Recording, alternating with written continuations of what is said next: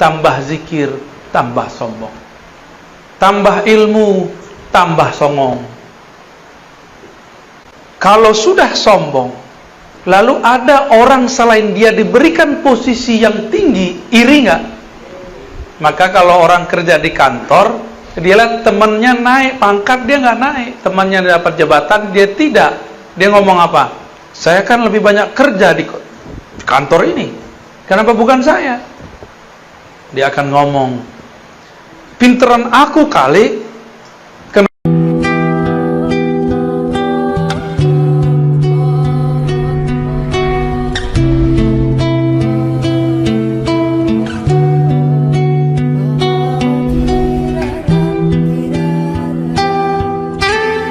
Al-Ahad alladhi la ya'rifuhu illa idza arrafahu binafsihi.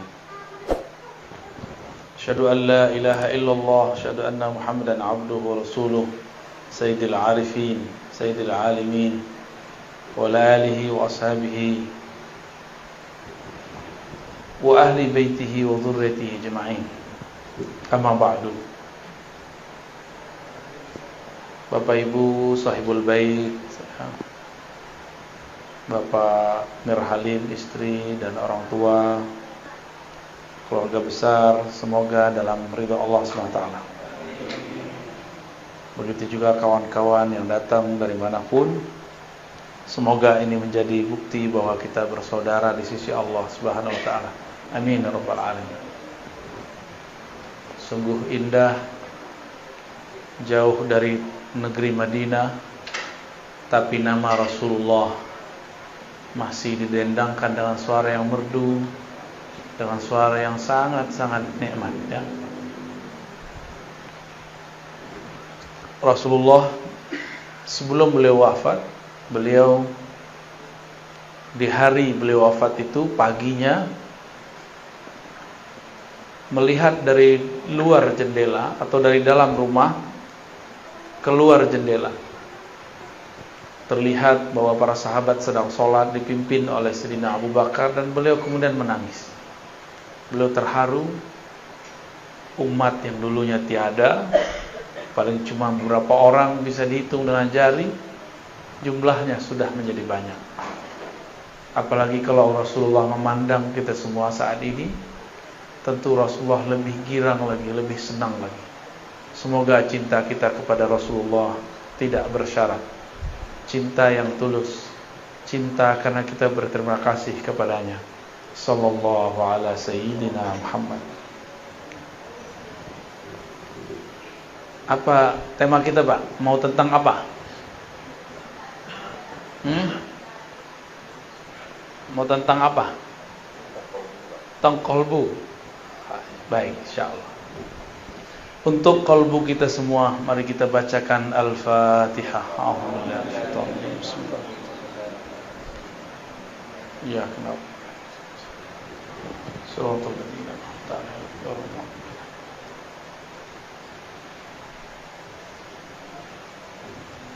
Ya. Ini ada whiteboardnya, ada spidolnya enggak? Ada. Ya udah, tahan dulu deh, enggak apa ya. Qalbu bahasa Arab artinya sesuatu yang berubah. Satu. Arti keduanya, qalbu adalah sesuatu yang elastis. Apa arti elastis? Lentur. Itu maknanya. Berubah-ubah, elastis. Apabila qalbu mengalami suatu kerinduan sekarang, bisa jadi nanti tidak, gitu. Maka mumpung sedang rindu, sampaikan lafaz-lafaz kerinduan, salawat kepada baginda Rasulullah sallallahu alaihi wasallam. Kadang sholat nggak khusyuk, di saat sholat khusyuk, sholat selama-lamanya, karena mungkin itu tidak terulang lagi seumur hidup.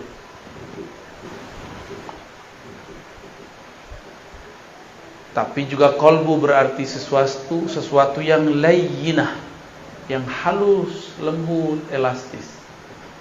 Apabila dia dibiarkan mengeras, dia menjadi tiada rasa, dia menjadi tidak peka, dia menjadi tidak bisa dirubah. Jadi ciri-ciri kolbu bermasalah, dia tidak bisa tersentuh oleh kalimah, tidak bisa merasakan getaran-getaran nama Allah. Itu namanya kolbu yang qasi, qaswah. Jadi kolbu kita ini kalau sudah keras, mirip kayak liver keras. Dia nggak bisa lagi menyaring, tidak bisa lagi menyaring cairan di tubuh kita. Apa yang terjadi? Penyakit batin akan masuk dan menjadi karakter.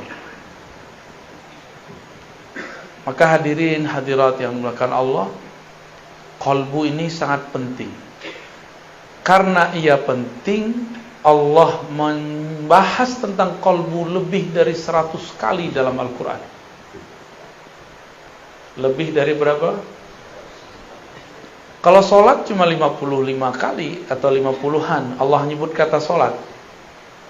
Ditambah dengan sholawat mungkin tambah. Tapi kata kolbu bisa berlipat-lipat kali lebih banyak daripada sholat. Artinya apa? Kalau kita sholat tanpa kolbu, sholatnya tidak bermakna. Zakat, infak, sedekah kalau digabung 80-an. Aqimus shalah wa atuz zakah, dua beriring-iringan sekitar 26, 27 atau 28 ya. Tergantung indeksnya, cara membaca indeksnya. Lebih sering kolbu, lebih sering kolbu. Kolbu masih 100-an. Ini baru cuma 28, 26. Apalagi haji umroh. Umroh cuma 2 kali dalam Al-Quran disebutkan. Lalu kenapa kita jadi agen umroh tidak menjadi agen kolbu? Atau umroh dengan kolbu? Belum ada ya. Bicara kolbu bukan bicara suci, sok suci. Justru bicara kolbu membicarakan bahwa kita ini bukan suci. Saya ngomong ini gak suci. Jadi jangan dibayangkan kalau udah ngomong kolbu kita ini jadi orang yang sangat bersih, sangat suci. Enggak. Semakin bicara kolbu, semakin sadar bahwa di kolbu ini ada kotoran. Kalau sudah mulai muncul kesadaran, maka kita tidak sempat membicarakan kolbu orang lain. Dari semua ayat itu, ada yang paling dahsyat Allah mengatakan tentang karakter-karakter yang gampang kita pahami dari sifat-sifat manusia. Pertama, karakter orang yang beriman. Orang beriman itu karakternya satu saja. Idza dzukirallah wajilat qulubuhum. Disebut nama Allah, kolbunya bergetar. Coba sebut nama Allah Bapak Ibu. Allah gitu. Ada getaran enggak? Hah? Kayaknya enggak ya. Berarti nyebutnya enggak pakai idza dzukira. Dzukira bahasa Arab. Itu beda dengan zakara. Dzukira itu artinya disebut. Kalau zakara menyebut. Beda ya? Itu artinya talqin. Talqin zikir itu menjadi penting. Harus ada guru yang menyebut di depan kita. Maka ketika ada yang menyebut itu, nama Allah disebut-sebut di hadapan orang beriman. Lalu masuklah kalimah itu dalam kolbunya, dan kolbunya bergetar, wajilat. Kenapa disebut wajilat? Apa arti wajilat? Wajilat artinya bergetar karena takut, bergetar karena segan, bergetar karena merasakan dahsyatnya yang punya nama. Itu wajilat, bukan menjilat ya, beda ya. Wajilat. Al-wajlah yakni al-khawf. Al-wajlah itu rasa takut segan kepada Allah Subhanahu wa ta'ala. Sekolah tinggi-tinggi, umumkah, agamakah, tapi tidak ada sekolah untuk meninggikan nama Allah di kolbu. Oleh karena itu, walaupun kadang sudah doktor, sudah MA, sudah LC, sudah sarjana, sudah diploma, tapi kalau disebut nama Allah, biasa aja. Kenapa? Karena sekolah itu cuma untuk akal, sedangkan kolbu belum disekolahkan. Oleh karena itu, jangan-jangan di luar sana ada sekolah yang bukan sekolah formal, tapi dia bergerak untuk mengajari kolbu. Kurikulumnya tentang kolbu. Jika kolbu itu disebut sesuatu yang bergerak-gerak, sesuatu yang berubah-ubah, maka kolbu ini kadang bergerak normal, namanya kolbu yang sehat. Disebut nama Allah, dia bergetar, geraknya normal. Tapi kadang-kadang kolbu itu disebut nama Allah, dia tidak tergerak. Jangan-jangan di dalamnya tidak normal. Jangan-jangan di dalamnya ada penyakit. Ya. Dimatiin aja, Pak. Ya, dimatiin aja, ya. Siap? Aman? Ya, fokus ya. Ini lagi ngomong kolbu, lagi genting ini, ya. Kolbu itu bergerak cepat sekali, Pak. Bapak senang, saya sekarang bisa benci dalam sesaat. Bapak benci seseorang bisa senang dalam sesaat. Begitu cepat gerak di kolbu. Maka hati-hati bicara kolbu itu, ya. Kolbu kalau sehat disebut nama Allah, dia bergetar. Tapi kalau tidak, dicurigai ada penyakit di dalamnya. Kalau ada penyakit, lalu bagaimana caranya? Kebetulan ini ada Bu Dokter nih, ya. Kalau kita sakit, menurut Bapak ini, secara agama wajib berobat ya? Sakit fisik wajib. Kalau sakit kolbu wajib berobat nggak? Lebih wajib. Bener ya? Kalau sakit kolbu wajib nggak berobat? Bener nih. Udah diobatin belum kolbunya? Sholatnya khusyuk nggak? Kalau nggak berarti kolbunya ada masalah. Baca Qur'annya nikmat nggak? Jangan-jangan di lisan kolbunya ada masalah. Ada sariawan. Baca la ilaha illallah nikmat gak? Atau cuma mengikuti tradisi? Dulu zikir la ilaha illallah, la ilaha illallah, la ilaha illallah. Itu sama kayak burung beo. Gak ada nikmatnya.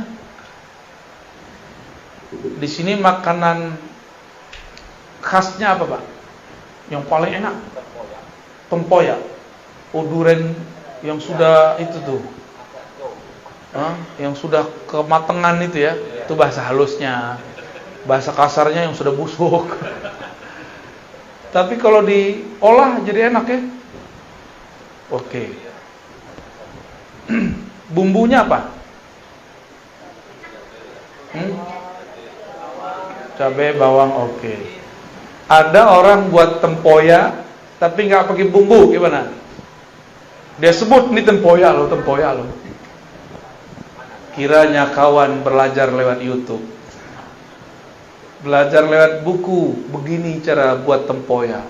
Kita icip, rasanya nggak jelas. Dibilang tempoyak bau doyan busuk. Dibilang busuk, kok ada bawang-bawangnya, kok ada asam-asamnya. Kita nanya, ini siapa yang buat? Ternyata yang buat tidak pernah belajar kepada orang yang bisa membuat. Itulah nasib orang membicarakan agama, membicarakan ilmu kolbu, tapi tidak berguru kepada ahli kolbu. Dia berkata kepada orang, inilah agama, ternyata isinya tiada. Itu banyak hari ini. Itu banyak hari ini. Ingin menikmati la ilaha illallah, tapi tidak dengan teknik dan bumbu-bumbunya. Jadi bumbu la ilaha itu ada. Bumbunya istighfar. Penikmatnya apa? Yang bikin lezat, micin, tahu micin ya? MSG. Kalau kita masak tuh ada masako, apa lagi tuh? Ajinomoto, jadi iklan ya. Itu bumbu-bumbu membuat nikmat.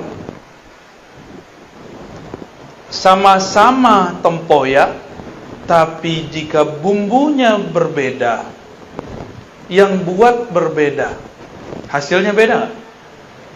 Oke, sekarang ada dua orang sama-sama pintar buat tempoyak, bumbunya sama, rasanya tetap beda? Tetap beda. Itulah yang membuat kenapa ada orang tertarik dengan satu zikir si fulan, tapi tidak tertarik dengan zikir si fulan yang lain. Sebab cara mengolahnya berbeda. Ya.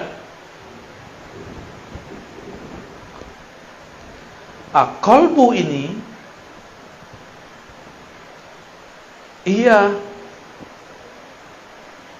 secara gerak digerakkan antara jari-jari Allah. Kita tidak tahu makna jari, kita serahkan maknanya kepada Allah. Tapi kalau disebut jari, ini jari Bapak Ibu, gampang dipegang nggak? Bisa dilempar nggak? Bisa. Bisa dibuang. Apabila qalbu ada di antara genggaman-genggaman Allah, maka qalbu ini hanya bisa dikuasai oleh Allah. Jadi kita sendiri tidak bisa menguasai qalbu. Bapak ini bilang, ibu ini bilang, saya hanya senang ini, saya benci si fulan. Ternyata ketemu dia kita tersentuh. Bisa nggak begitu? Sering. Dulu saya nggak suka durian. Tahu-tahu dipaksa sama orang, siapa dulu? Orang tua apa kakak saya dulu? Masukin ke mulut. Dicicip lo enak. Bentuknya nggak enak, tapi pas dicoba enak. Kadang-kadang begitu Pak. Tempoyaknya sudah enak, beda koki nggak masalah, dibuat oleh ahlinya. Tapi lidah kawan sedang sariawan, bisa nggak menikmati? Kalau dia mengatakan kok nggak enak, masalahnya di mana? Lidah. Yang harus diobati, yang dimasalahkan lidah atau tempoyak. Tapi banyak orang menyalahkan tempoyak dan yang masak tempoyak. Si Buya tuh, Kiai tuh, Ustadz tuh tidak bagus tekniknya. Padahal kolbunya yang lagi masalah. Ya, sering nggak begitu? Sering. Kita kalau belajar zikir, kalau kolbu sudah sehat, dia tinggal makan. Namun kolbu ini ada selera. Nih, air. Airnya bersih, tapi gelasnya kotor. Kita tuang air ke dalam gelas, mau minum nggak? Nah, ini masa teknik nih, teknik mengenali kolbu. Zikirnya sudah bagus, ulamanya, syekhnya sudah berijazah, orangnya sehat, cuma kotor. Bisa nggak orang sehat kotor? Bisa. Orang sehat kotor bisa. Habis kena air hujan kan bisa aja kan?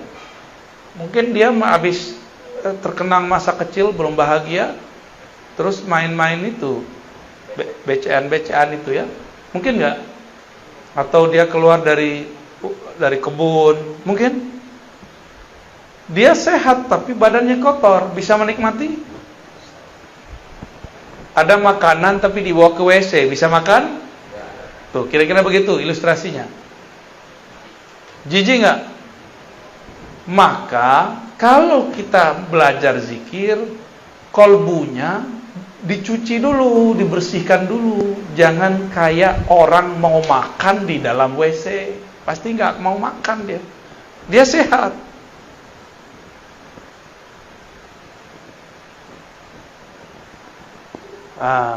Airnya bersih, orangnya udah sehat, kalbunya udah sehat, tempatnya sehat. Yang menghidangkan jorok, gimana? Hilang selera, ya. Maka yang menghidangkan pun juga harus punya adab. Walaupun dia tidak sakit, cuma jorok. Coba kalau dia batuk, wah kira-kira, wah jangan-jangan corona nih, ya. Atau cara megangnya, dipegangnya begini, nih, start. Gimana kalau begini? Nah, maka seorang yang mengajar pun dia punya adab. Dia punya adab. Paham ilustrasi begini? Paham analog begini? Berarti kalau ingin memanjakan kolbu, maka yang memanjakan kolbu, yang punya kolbu, dan kolbunya semuanya harus seirama.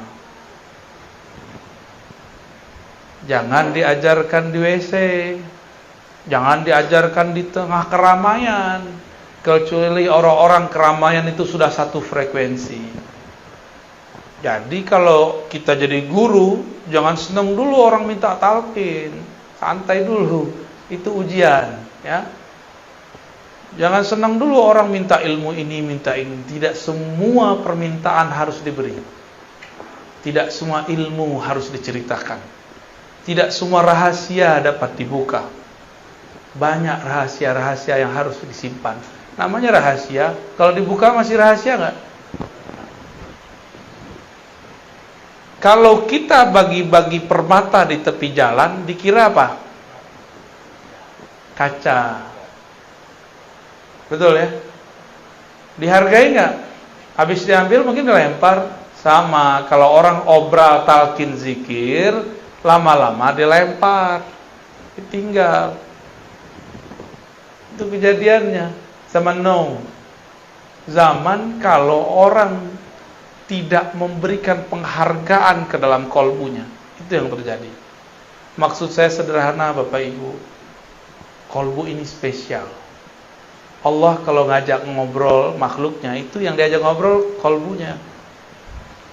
Allah apabila ingin menilai seseorang, yang dipandang kolbunya. Saya pakai baju begini nih, kan paling keren nih malam ini ya. Amin. Itu apakah kolbu saya paling keren? Belum tentu. Yang Allah pandang kolbu. Jika terbersit sedikit saja saya merasa lebih alim, Allah benci kepada saya. Karena Allah mengatakan, yang alim cuma aku, wahai Ar-Razi. Kenapa engkau pakai sifatku? Itu sifatku. Sifatmu adalah lahir sebagai orang bodoh. Akulah yang memberikan ilmu kepadamu.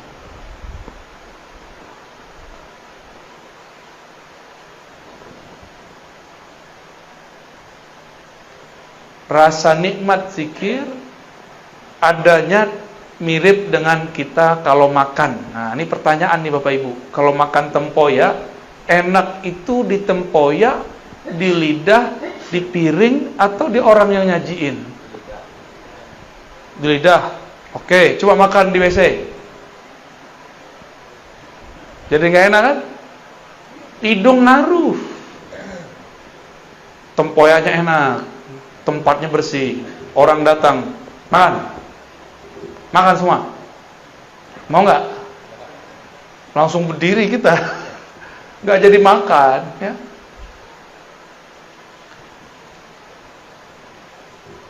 Maka semua ini perlu ada tekniknya.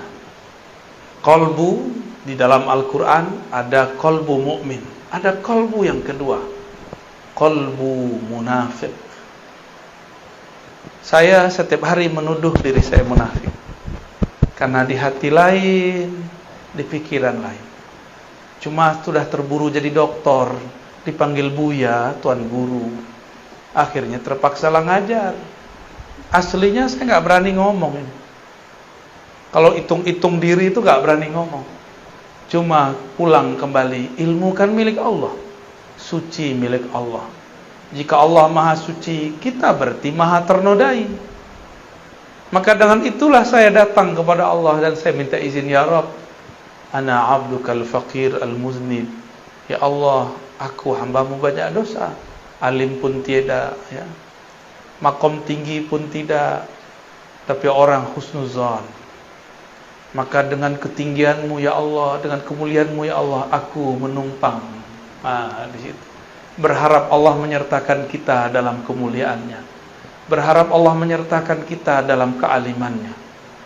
Berharap Allah menyertakan kita dalam zikir-zikirnya. Itu sebenarnya kenapa wajib istighfar. Jadi secara ilmu fikih, istighfar itu sunnah. Tapi secara ilmu qalbu, istighfar wajib. Kenapa wajib? Saya tadi nanya, bisa nggak Bapak Ibu makan piringnya kotor? Orang gila bisa. Ya, orang gila per piring bagus nggak? Tapi kalau orang waras, miskin pun dia, kita hidangkan makanan yang enak, tapi piringnya kotor, tersinggung nggak dia? Tersinggung, kecuali ente majnun, ya. In kunta majnunan, fala ba'sa bih. Ya. Kolbu berpenyakit. Apa penyakit kolbu? Penyakit kolbu beda dengan penyakit badan. Kolbu itu penyakitnya dimulai dari penyakit iblis. Yang pertama kali punya penyakit adalah iblis. Ya. Nah, Bapak Ibu, kita kan bukan iblis. Kenapa disamakan dengan iblis? Ada rahasianya. Ruh itu suci enggak? Allah tiupkan ruh. Allah Ahad. Ini Allah Ahad nih. Meniupkan ruh. Ruh suci enggak? Suci ya. Lalu Allah tiupkan lewat malaikat ruh kepada badan.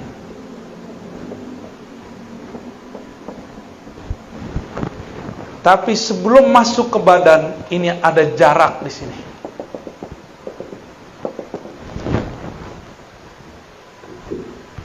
Di saat inilah kemudian di sini ada hijab-hijab. Dalamnya bukan main, tebalnya tiada terkira. Disinilah diuji ruh. Dia dicelupkan ke dalam syahwat. Ini syahwat namanya nih.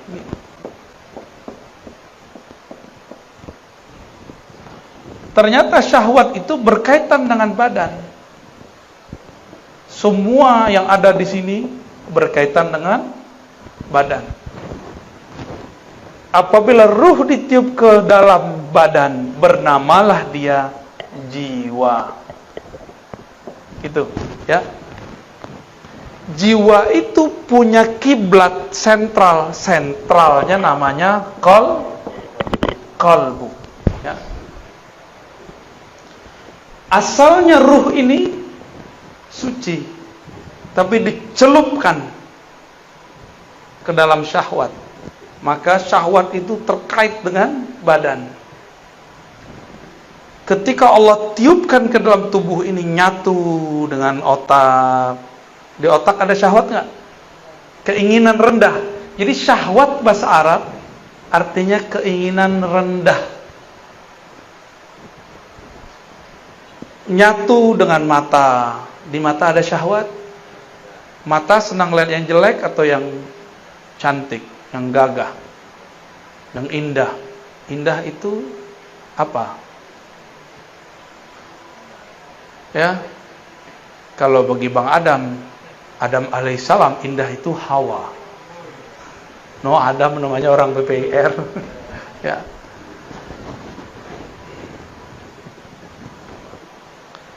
Mata itu diberikan syahwat. Dia senang melihat yang bening-bening, yang indah-indah, yang hijau-hijau. Walaupun di rumah sudah ada yang bening, yang cantik, capek kerja, nyari puncak, nyari kebun, nyari hiburan. Berarti kurang cukup memandang yang cantik, kita perlu yang indah. Orang yang sudah tinggal di kampung, kampungnya indah. Dia semua di kampung itu orangnya rancak-rancak, cuma kurang seksi. Maka dia pergi ke kota ingin mencari yang rancak-rancak plus seksi. Hitung-hitung cuci mata, Pak. Ya, benar begitu. Jujur aja nggak apa-apa kok. Hah? Enggak iya gitu. Ketika ditiupkan ke dalam badan, maka dia dicelupkan ke dalam syahwat. Sampai ke tangan suka megang, sampai ke perut suka makan, sampai ke kemaluan, sampai ke kaki, terus semuanya. Tidak ada kita yang selamat daripada kata syahwat, nggak ada. Mursyid, apalagi mursyid itu lebih besar ujian syahwatnya. Percaya nggak? Karena makannya paling enak. Kalau ada tamu datang masih makanan paling enak, ya nggak? Kalau ada fasilitas paling enak. Tapi si mursyid ujiannya paling berat. Paling berat ujiannya mursyid. Kalau mursyid dosanya lebih besar. Tapi kalau mursyidnya ahli ma'rifat, dia tahu cara pulang kepada Allah Subhanahu. Di situ si mursyid paham bahwa jadi mursyid bukan berarti jadi orang suci. Jadi mursyid berarti tahu cara mensucikan diri. Itu yang beda mursyid dengan bullshit. Beda-beda tipis.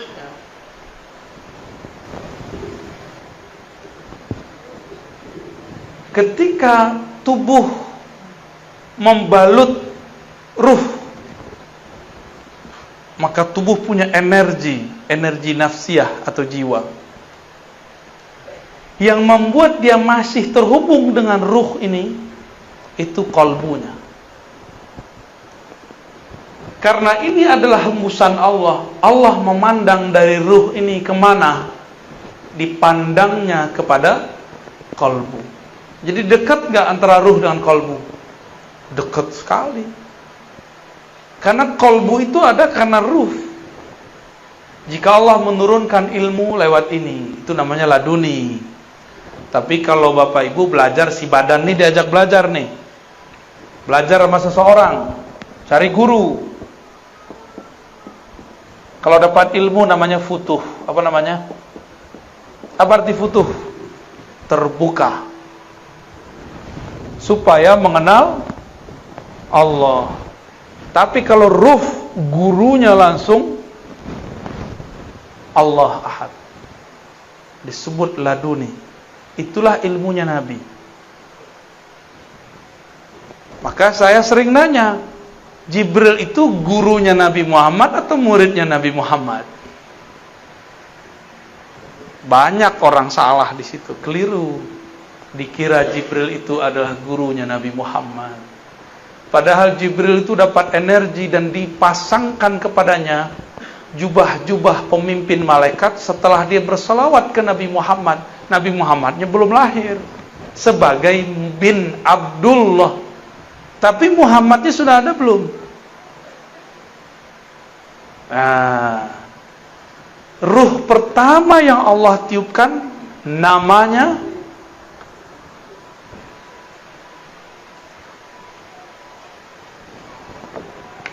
terima kasih.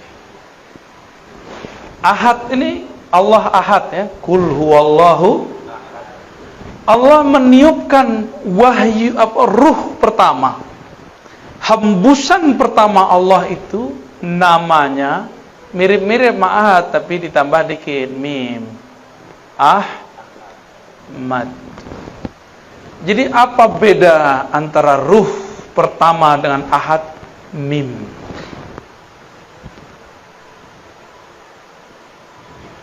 Saat Allah menghembuskan, hembusannya itu berbunyi Ahmad.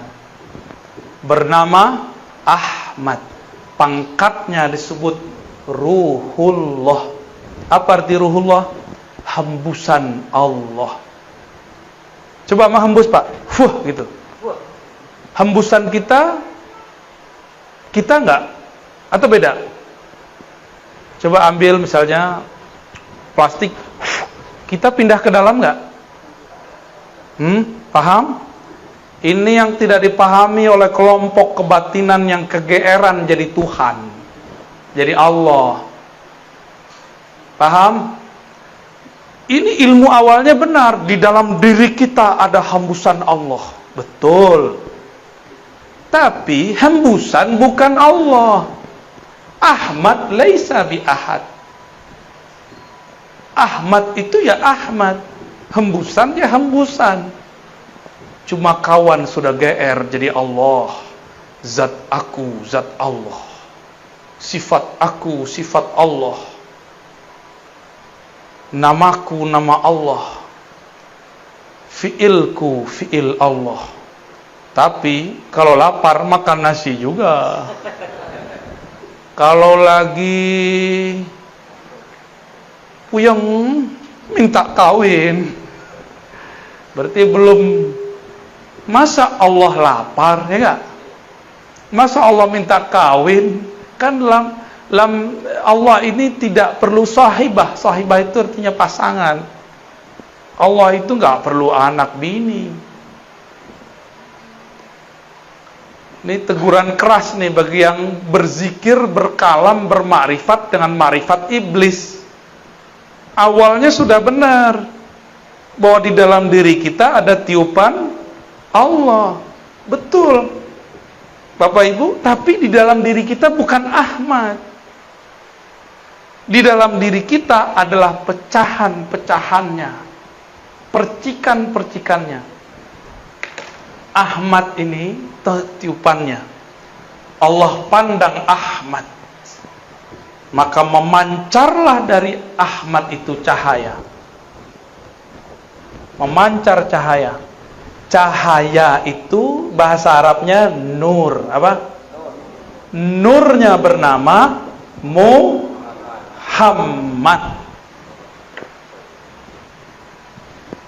Gitu ya.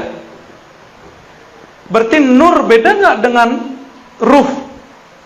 Ahmad itu pangkatnya apa tadi? Ruhullah. Ini kalau nggak nyatet hilang. Catat. Kalau punya catatan.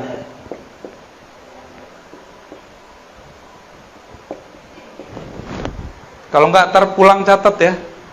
Masih bisa ingat nggak? Waduh, buka YouTube. Antum cerdas juga ya. Aneh, gaptek juga lupa kalau ada YouTube. Ahmad ini apa pangkatnya? Ruh, dan dia satu. Dari ruh inilah kemudian menyebar nur. Nur ini kemudian kita sebut Nur Muhammad. Dari ruh itulah kemudian terpercik hembusan-hembusan kecil. Itulah jadinya kita. Maka kita ini bersumber dari Ahmad. Maka Ahmad ini ada sebutannya biar faham. Kalau kita keluar dari perut seseorang, yang mengeluarkan namanya apa? Ibu. Ibu apa batu? Ibu. Beneran. Itu istilah aja ya. Ahmad ini disebut dengan ummur ruh atau ummul arwah. Ibunya ruh. Bukan berarti dia melahirkan, bukan. Ini istilah aja. Bahwa ruh bersumber dari bukan dari ahad. Jangan GR ya. Jangan GR dulu, kawan udah GR, dalam diriku ada ahad. Cemen. Gak ngerti makrifat namanya. Sok terlalu nafsu mau jadi fana dan baqo dalam Allah Subhanahu wa ta'ala. Belum, masih jauh perjalanannya. Ini perjalanan yang disebut innalillahi wa inna ilaihi. Jadi berpulang kepada Allah harus paham ini. Inilah yang ada di qalbu Nabi Muhammad sallallahu alaihi wasallam. Maka Sayyidina Isa punya ayah enggak? Secara fisik enggak punya ayah. Tapi kalau ruh sudah terpercik ke dalam perut Sayyidatuna Maryam, dia pasti jadi walaupun enggak ada ayahnya. Itu metodologisnya. Kenapa ada anak tanpa ayah? Ya, Nabi Adam ada ayah nggak? Ada ibu nggak? Tapi Adam yang ini ada ayahnya, ada ibunya nih. Orang Betawi, Tagadai di Pekanbaru, di Pegadaian. Deket-deket aneh ente dibully terus. Ya.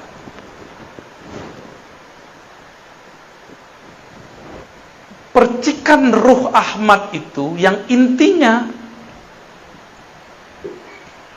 setelah Allah genggam beberapa bagian tanah, lalu Allah pindahkan salah satu bagian daripada inti Ahmad yang disebut Nur Muhammad kepada tanah tadi. Jadilah dia Adam. Apa yang dibaca dalam itu? Kun. Ya, itulah kenapa ada orang muncul di dunia tanpa ayah, tanpa ibu. Itu sejarahnya. Secara metodologinya begitu. Yang penting Sang Ahmad memercikkan salah satu hembusan darinya, maka terjadilah semuanya. Paham ya? Paham gak? Dari Nur Muhammad ini tubuh kita ada, kolbu kita zahir. Dari ruh Ahmad itu, ruh kita sekarang bisa mendengar, bisa melihat, membuat Bapak Ibu mau mengejar suatu pengetahuan meskipun jaraknya jauh. Itu karena si ruh ini.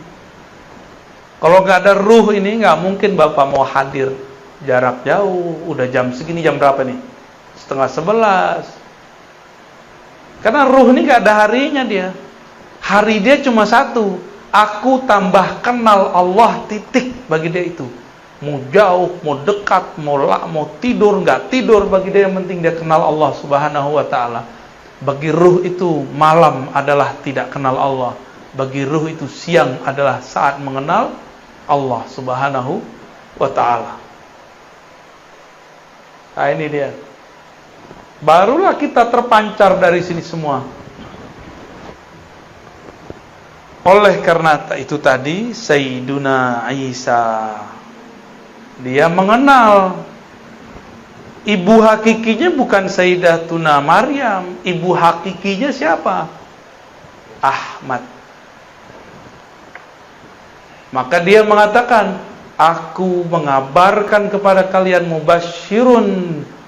Dengan apa aku mengabarkan? Bi rasuli ya'ti min ba'di ismuhu Ahmad. Akan datang seorang bernama Ahmad.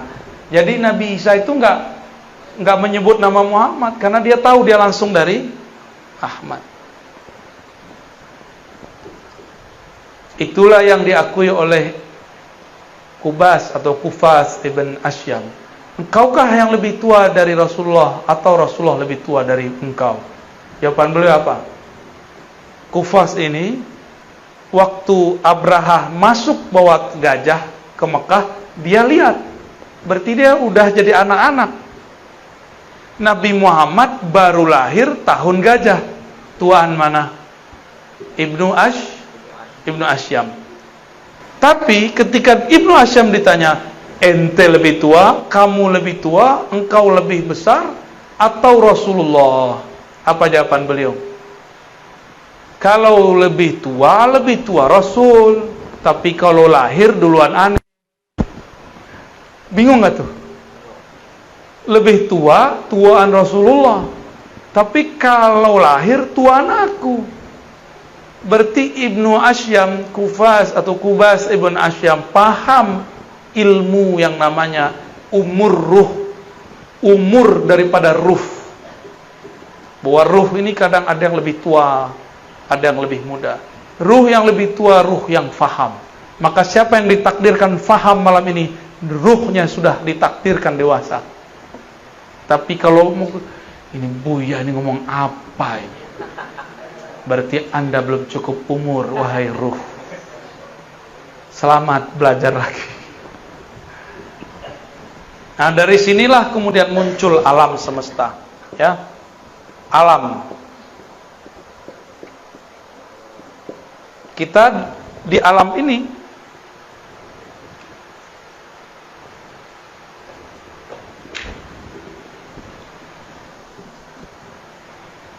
tapi sebelum sampai ke alam, Nur Muhammad ini kan ada pancaran nurnya ya. Berapa banyak pancaran itu? Jumlahnya ada sekitar 124.000. Jadi pancarannya 1, 2, 3, 4. Jadi kalau dihitung 124.000. Ini di alam nur loh ya. Ini di alam nur. Ketika nur itu ditiupkan bersama ruh. Jadi nur itu adalah wadahnya ruh. Ruh itu dibawa. Nah, kalau kita tiup udara kita ruh. Balonnya itu nur. Paham? Ya. Kalau balonnya warna merah, kelihatan hebusannya warna merah. Kalau dia warna hitam, dikira orang warna hitam. Kayak gitu aja modelnya. Apabila 124.000 ini dia muncul di dunia, dia menjadi nabi atau wali. Oleh karenanya jumlah nabi berapa? 25 itu yang ditulis di Quran, yang wajib diketahui. Berapa jumlahnya? Itulah sejarah. Jadi apa yang terjadi di dunia sekarang bukanlah kejadian yang terjadi semata-mata kebetulan. Dia semuanya mengulang yang terjadi di sana. Kalau ruh kita dulu itu, jadi ketika ini ruh terpancar, maka dia berkeliling. Jadi tadi nur ini berkeliling ini. Mirip dengan tawafnya manusia tawaf di Ka'bah. Ini Ka'bah nih, ya. Anggap aja ini benar ya. Kita tawaf ke kiri apa ke kanan? Berapa kali? Berapa kali? 7 kali. Ka'bahnya fisik itu dia di Mekah. Ka'bahnya jiwa adalah kolbu. Ka'bahnya kolbu adalah fuad. Ka'bahnya fuad bernama lub. Ka'bahnya lub bernama sir. Ka'bahnya sir, disitulah ilmu mengenai ruh Ahmad. Silakan pusing. Jadi dulu nih muter nih. Ada yang dia jauh, tiba-tiba dia mendekat. Maka lahir di dunia. Dia lahir sebagai orang kafir, terus mu'alaf. Ada yang lahir sebagai muslim, tiba-tiba keluar dari barisan, berarti dia besok lahirnya murtad. Gitu. Terus sejarah orang murtad secara ilmu hakikat ya. Orang-orang yang di sini yang dekat, yang bisa menyentuh Ka'bah rohani yang bernama Ahmad. Ini Ahmad namanya. Ya.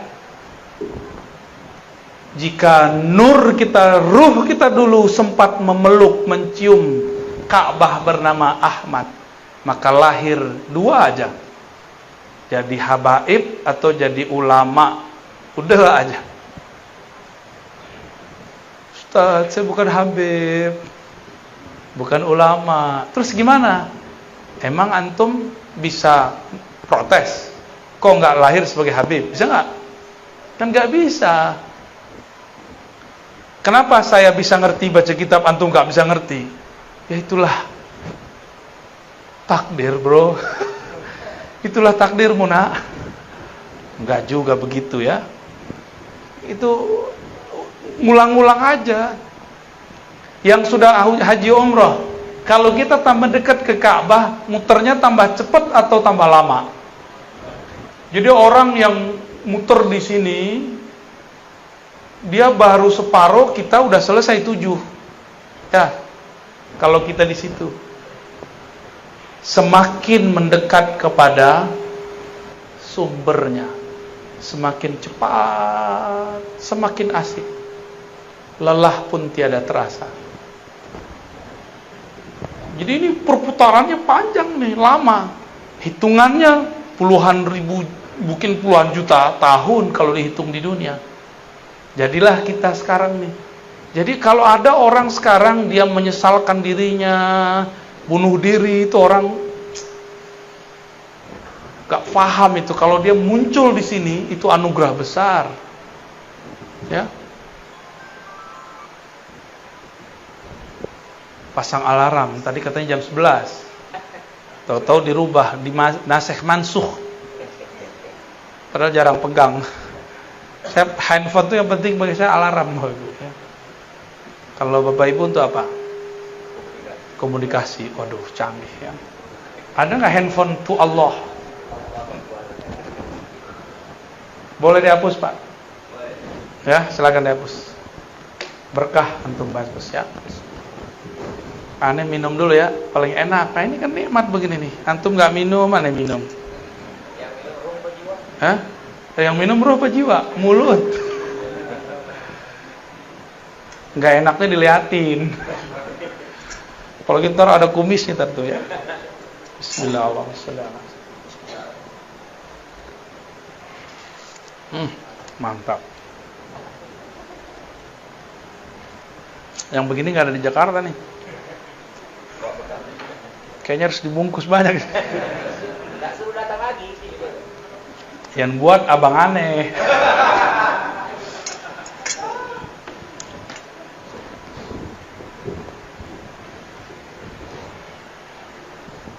Jadi kita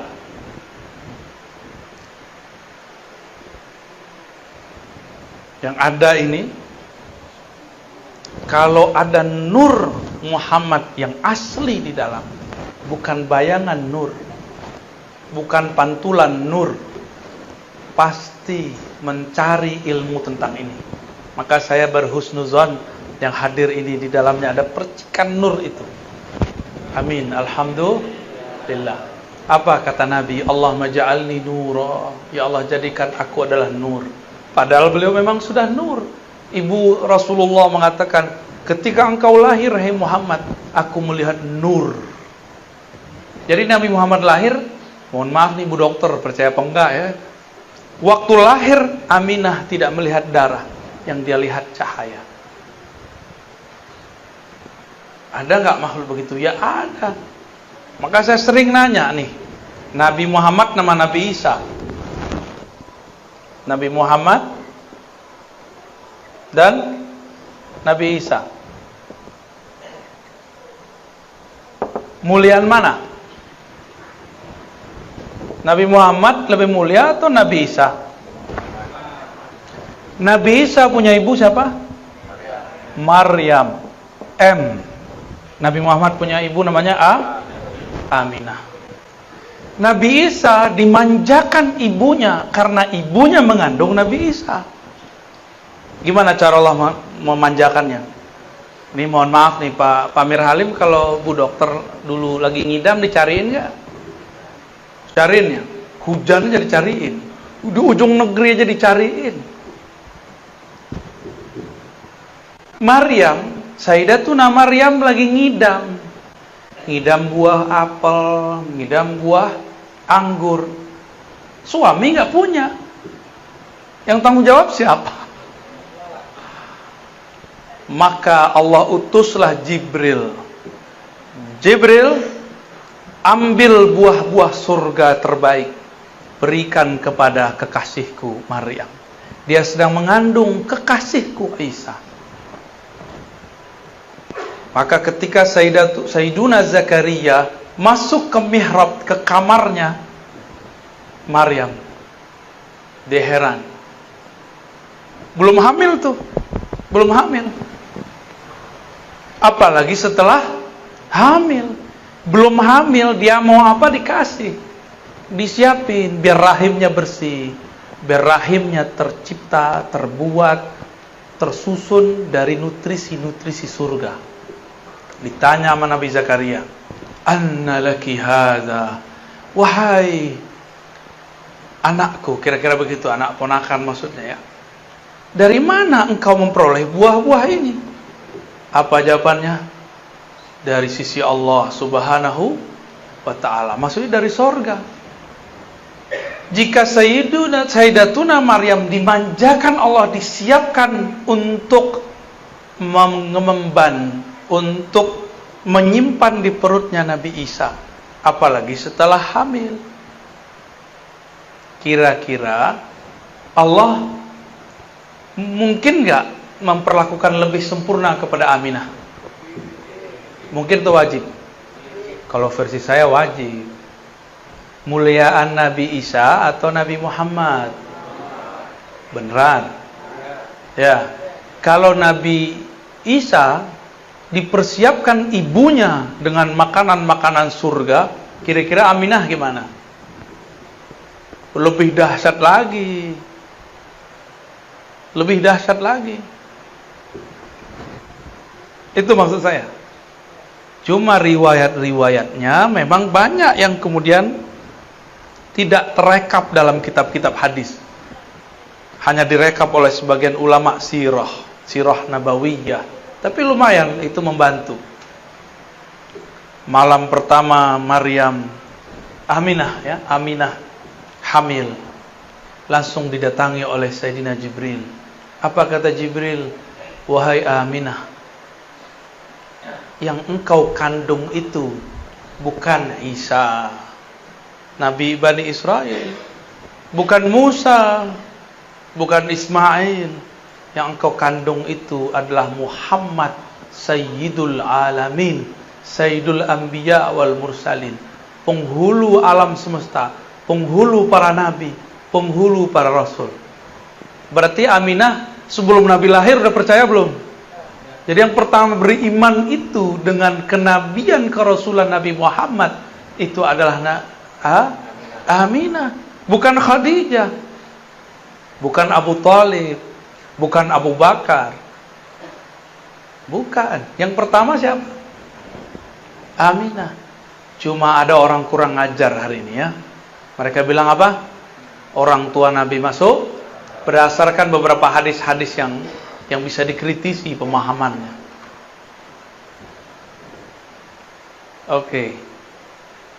Nabi Isa dipersiapkan tubuhnya oleh Allah, masuk ke dalam rahim yang mana pemilik rahimnya Maryam memakan buah-buah surga. Itulah sebabnya Nabi Isa tubuhnya kuat. Hanya Nabi Isa yang diizinkan Allah nanti bunuh Dajjal. Kenapa dia doang yang kuat? Tapi di atas dia ada Mahdi. Al-Mahdi itu pewaris langsung Nabi Muhammad. Jadi nanti Nabi Isa kalau lihat Mahdi yang kelihatan sama dia Nabi Muhammad. Sirnya itu, wah ini Nabi Muhammad nih. Tapi kok mukanya beda dikit ya? Cuma dilihat nasabnya, oh masih nasab Nabi Muhammad. Terlihat sama dia itu Nur Ahmad, Nur Muhammad Sallallahu Alaihi Wasallam. Itulah rahasianya kenapa saya tulis Muhammad di atas, Isanya di bawah. Al-Mahdi itu nanti pewaris. Ditaruh pewaris itu keadaan di kiri aja ya. Mahdi, Al-Mahdi. Walaupun dia bukan seorang nabi, tapi dia mewarisi nabi, pemimpin para nabi. Gimana kira-kira? Makanya Nabi Isa tetap jadi makmum. Nabi Muhammad udah nggak kelihatan, Al-Mahdinya ada. Nanti yang jadi makmum tetap Nabi Isa, yang jadi imam tetap Al-Mahdi, karena dia pewaris mutlak Nabi Muhammad Sallallahu Alaihi Wasallam. Pewaris mutlak. Jika Nabi Muhammad ada pewarisnya Al-Mahdi, Nabi tadi ada berapa jumlahnya? 124 di akhir zaman inilah yang akan berjuang, namanya wali. Jumlahnya berapa? Yang besar-besar 124.000, selebihnya pasukan tim Hore. Lumayan tim Hore ya. Jangan dibayangkan 104.000 itu doktor, belum tentu. Ada yang doktor, ada yang enggak. Jangan dibayangkan itu mursyid, belum tentu. Ada yang mursyid, ada yang tidak. Jadi jangan kecil hati dulu. Siapa tahu di antara kita ini ada yang pewaris 124.000. Apa kata Nabi? Al-ulama warasatul anbiya. Ulama-ulama itu mengenal Allah, karena itulah mereka dianggap pewaris nabi-nabi yang kenal Allah. Jadi yang diwarisi bukan gelar doktor. Nabi bisa baca kitab kuning nggak? Kitab kuning belum ada di zaman Nabi. Belum ada kan? Belum apa udah ada? Kalau udah ada, berarti bukan Nabi Muhammad tuh. Jadi siapa yang bisa baca kitab kuning di sini? Jangan GR dulu. Antum belum tentu pewaris Nabi Muhammad. Nabi Muhammad itu ummi. Tapi ummi itu ada maknanya, yang bersifat induk. Kalau secara harfiah ummi bisa berarti tidak bisa tulis baca, ya. Tapi secara arti lain apa? Induk, sumber. Jadi kalau saya punya terjemahan lain, an-nabi al-ummi, nabi yang merupakan induk semua nabi-nabi. Karena beliaulah nabi 124.000 ada. Al-Mahdi pewaris Nabi Muhammad. Isa pasti ada pewarisnya. Musa pasti ada pewarisnya. Dengan itulah cara mereka berjuang di akhir zaman. Karena tidak mungkin ada kelahiran kembali. Namanya reinkarnasi. Yang ada cuma waris. Siapa tahu di antara kita ada yang jadi pewaris. Amin ya rabbal alamin. Terus apa lagi dong? Apa kaitannya dengan kolbu? Nah, itu kan pertanyaannya tadi. Ilmu ini bukan lagi ilmu kolbu, tapi sudah ilmu ruh. Sumber ma'rifatnya kolbu. Kolbu itu dia punya ma'rifat dua aja. Dari Allah pasti lewat ruh. Dari selain Allah pasti lewat akal dan panca indera. Baca kitab lewat panca indera nggak? Baca, maka belum tentu orang yang bisa baca kitab jadi orang alim. Siapa tahu jadi sombong. Ya benar. Ada nggak ketemu orang baca kitab sombong? Banyak, salah satu yang di depan. Astagfirullah. Kalau ada sombong, antum suwombong.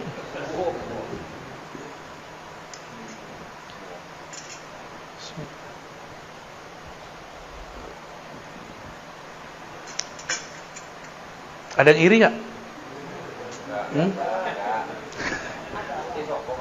Kalau iri berarti kalbu juga berpenyakit.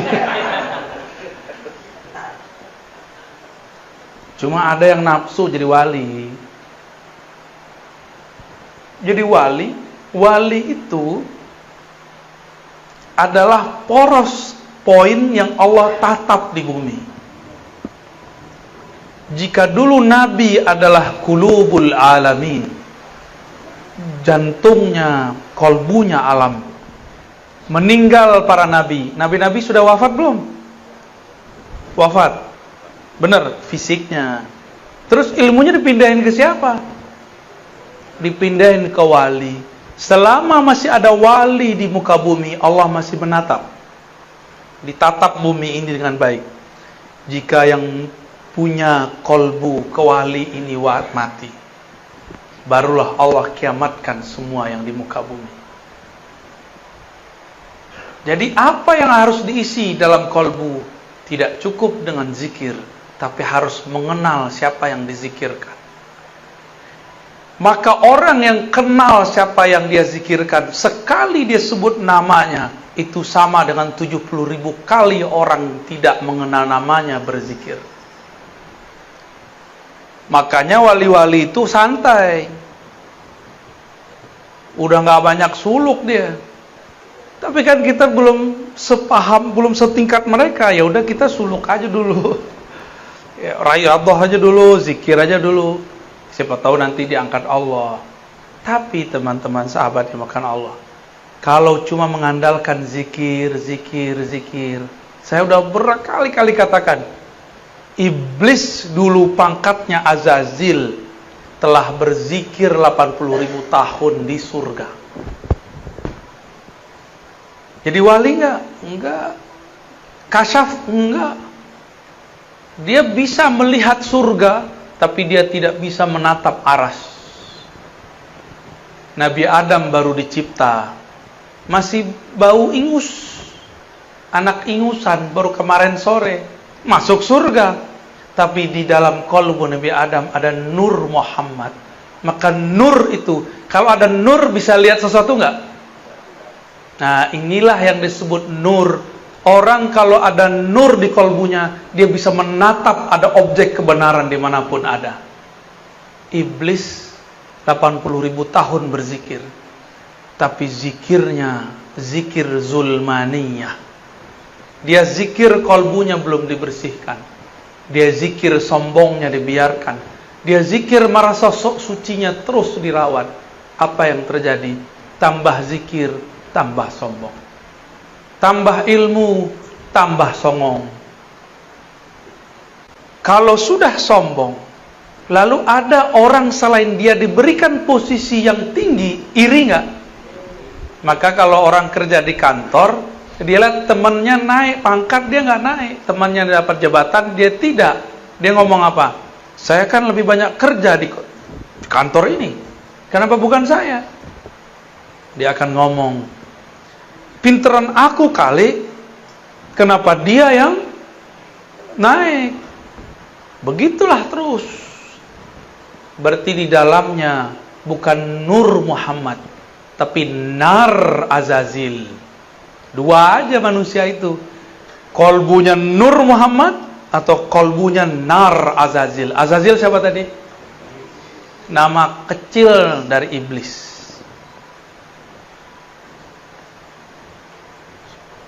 Gimana kira-kira? Yang suka nyolot terus, tahu nyolot? Marah dulu, kayak api, nyala terus. Itu nar di dalamnya. Ya.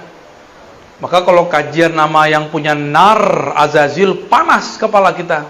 Tapi kalau ngaji dengan yang punya nur Muhammad, kepala boleh panas, tapi kolbu, ruh girang. Ada getaran-getaran indah di dalam. Getaran-getaran kerinduan kepada Allah Subhanahu wa ta'ala.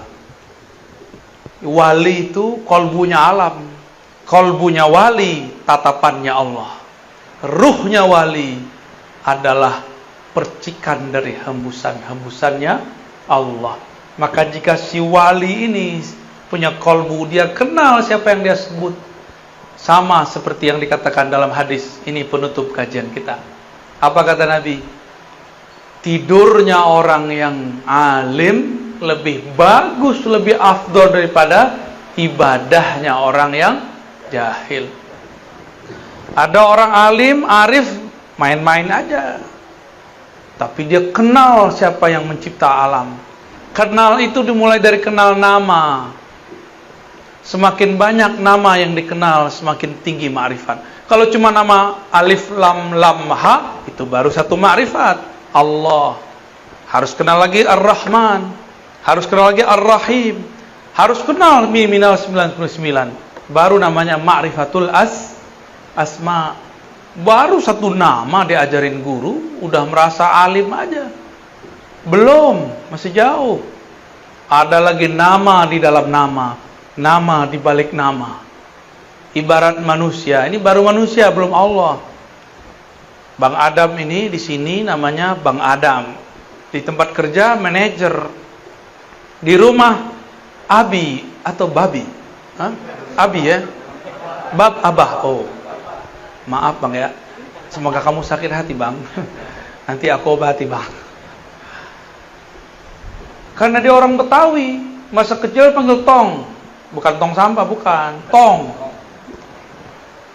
Dulu dia suka bersilat. Dipanggil Jawara. Jawara lidah. Pinter ngomong, panggil lidah. Di organisasi pangkatnya tinggi dipanggil ketua. Tuh banyak nama nggak? Kalau saya kenal semua sudut itu berarti saya kenal dengan orang namanya Adam. Kalau baru tahu namanya Adam, berarti pengenalannya baru satu arah. Paham analognya? Jadi Bapak Ibu, ilmu yang kita dapat sekarang baru sedikit dari yang sedikit. Wa ma utitum minal ilmi illa qalila. Wa ma utitum, tidaklah kamu diberikan ilmu itu kecuali sedikit. Dengan sedikit itulah kita datang kepada Allah. Kalau Allah terima, dia jadi banyak. Ya. Maka Bapak Ibu yang makan Allah, saya yang jahil ini, saya yang banyak dosa ini, meminta kepada Allah supaya Allah ampuni dosa saya dan kita semua. Saya yang jahil ini, yang tidak punya ilmu ini, meminta kepada Allah, semoga semua yang hadir Allah jadikan arif billah, kenal kepada Allah. Nggak kenal sekarang, semoga kenal sesaat sebelum wafat. Tidak kenal sesaat sebelum wafat, semoga diri syafaat di saat ditanya oleh Munkar dan Nakir. Enggak juga dapat syafaat ma'rifat di sana, semoga Allah berikan syafaat saat dibangkitkan. Enggak juga semoga dapat syafaat ketika dihisab, ketika ditimbang. Enggak juga semoga Allah kasih syafaat ketika jalan melintasi sirat al-mustaqim, as-sirat. Allahumma amin ya rabbal alamin. Al-Fatihah.